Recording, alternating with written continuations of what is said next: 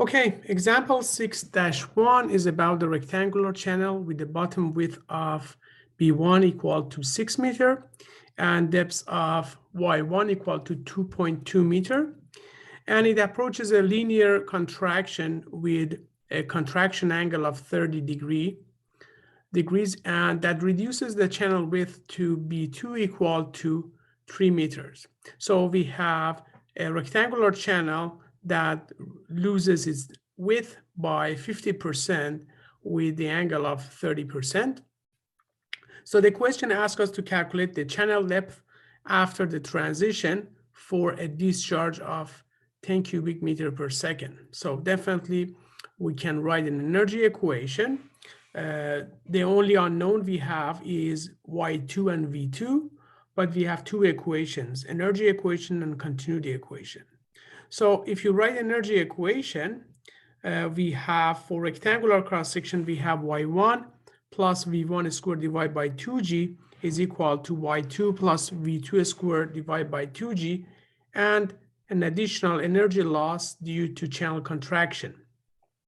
So if you look at the textbook, you will see that the channel contraction formula, the energy loss for channel contraction is 1/2 1 minus A2 divided by A1, which are the cross-sectional areas before and after a contraction.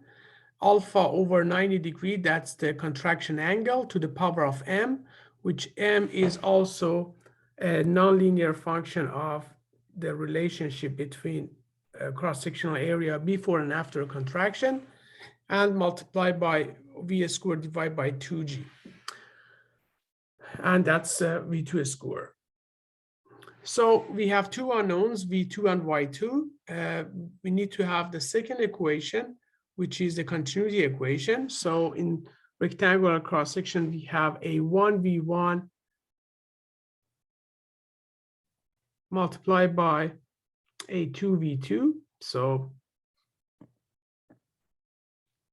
if I write this as B2 V2, then this part would be A2.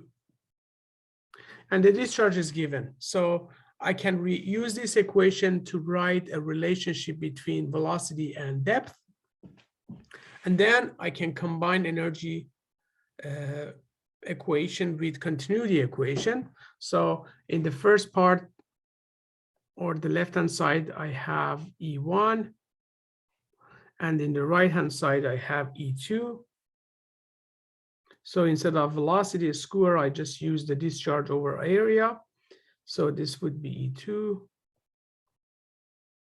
plus energy loss.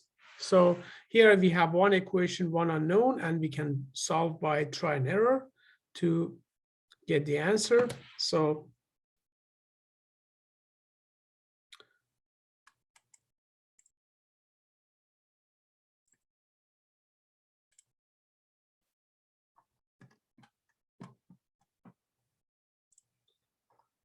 So here we have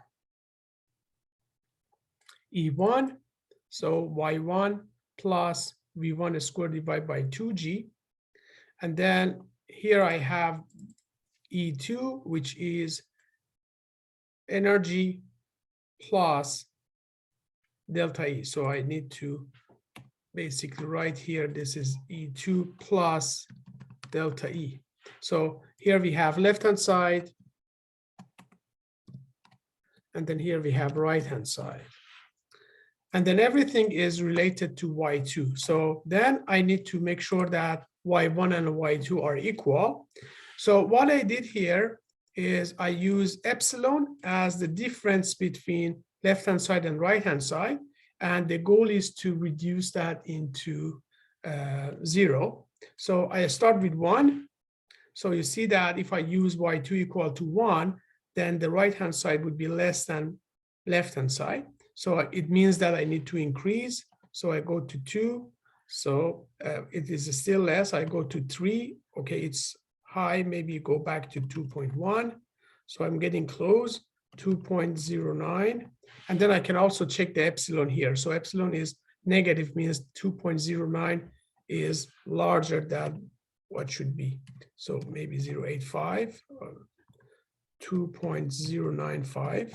Yeah, so that we can stop here, or we can still go probably 3 digits after the decimal point would be fine, but we cannot still go to lower values, to more digits after the decimal point. So you see that here the epsilon is very, very close to 0. So we can keep 2.093 as our Y2 value. So Y2 will be 2.093 meter. Okay, so